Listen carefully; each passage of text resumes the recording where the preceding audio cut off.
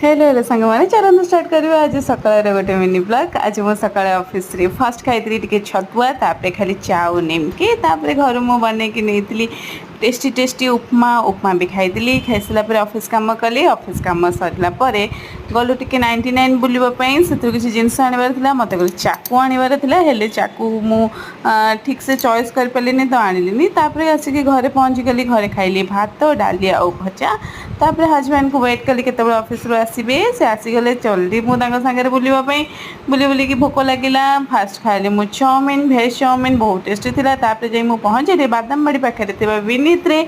सेठी मु बहुत सारा मिठा देखली आउ केतेटा टेस्ट भी कली दही गुपचुप भी खाइली तापरे दही गुपचुप मो हजबैंड कर थिला पापड़ी चाट गुपचुपटा बहुत टेस्टी होता बहुत बढ़िया से बन हेले प्राइस दही गुपचुपर प्राइस 50 रुपीज़ थिला ठीक थिला हेले हजबैंड जो पापड़ी चाटा खाइले से 80 रुपीज़ थिला टिके अधिका थिला हेले क्वांटिटी बहुत कम थिला से टिके मन दुख हो गला ठीक अच्छे तो आम दीज खाई पी सारिकी आम घर को रिटर्न कलु जदि आम वीडियो भल लगे प्लीज लाइक